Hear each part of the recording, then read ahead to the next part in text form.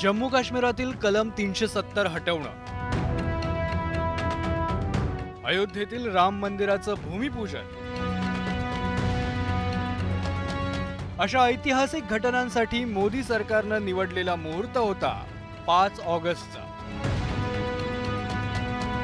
त्यामुळे आज म्हणजेच 5 ऑगस्टला एनडीएच्या म्हणजेच भाजप आणि मित्रपक्षांच्या सर्व खासदारांची बैठक बोलवण्यात आली।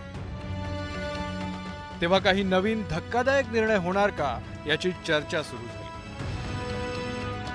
ऑपरेशन सिंदूर क्या है ये पूरे देश के लोगों के सामने आया और उनकी भूमिका क्या है अपोजिशन की वो भी सामने आई।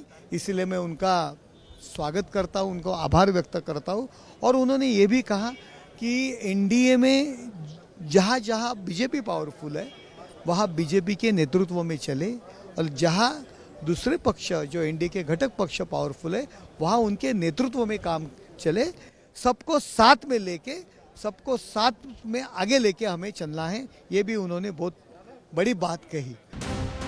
एनडीएच्या बैठकीत काही ठराव पारित करण्यात आले, तसंच 11 वर्षातील 11 मोठ्या निर्णयांची पुस्तिकाही देण्यात आली। पहलगाम मधील टीआरएफच्या जिहादी अतिरेकी हल्ल्यातील निष्पाप पर्यटकांना श्रद्धांजली वाहिली गेली। तसंच एनडीएच्या ठरावात ऑपरेशन सिंदूर आणि ऑपरेशन महादेवच्या यशाबद्दल भारतीय सैन्याच्या धाडसी कारवाईचं कौतुक करण्यात आलं। या कठीण काळात कणखरपणे देशाचं नेतृत्व केलं, दहशतवाद्यांना जशास तसं उत्तर दिलं म्हणून पंतप्रधान नरेंद्र मोदींची स्तुती सुद्धा एनडीएच्या ठरावात करण्यात आली।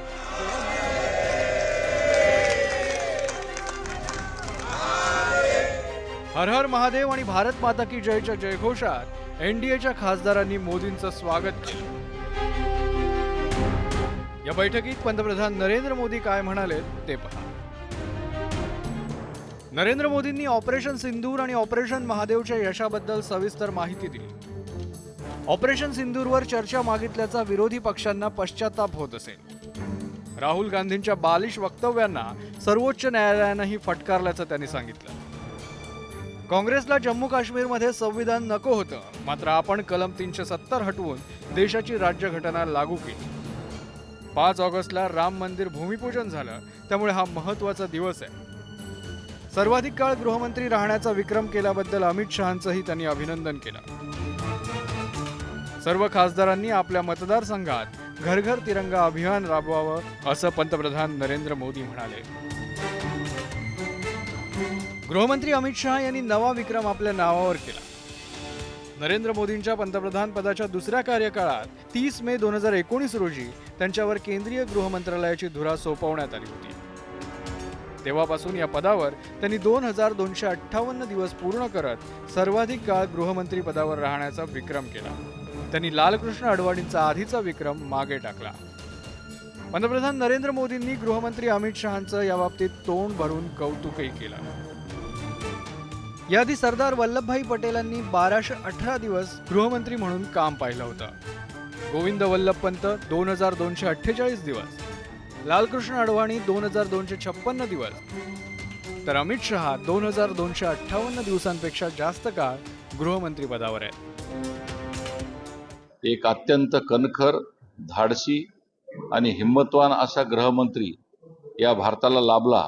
सीएच्या संदर्भातला कायदा लागू करणे असेल, नक्षलवाद्यांचं कंबरड मोडणं असेल, आमच्या देशामधली घुसखोरी थांबवण्यापासून तर ते अंमली पदार्थांची जी मोहीम आहे ती थांबवणे, आमच्या पोलीस दलांचं सगळ्याचं सशस्त्रीकरण करणे, सगळ्या आमच्या पॅरामिलिटरी फोर्सेसचं सशस्त्रीकरण करणे, आधुनिकीकरण करणे, जम्मू काश्मीर सारख्या राज्याला दर्जा देणे, जम्मू काश्मीरमध्ये संविधान लागू करणे, जम्मू काश्मीरमध्ये पूर्णपणे शांतता निर्माण करणे, असे अनेक प्रकारची आवाहने माननीय अमितभाई शहा यांनी त्यांच्या कार्यकाळामध्ये करून नुसती दाखवली नाहीत, तर ती यशस्वीपणे राबवली।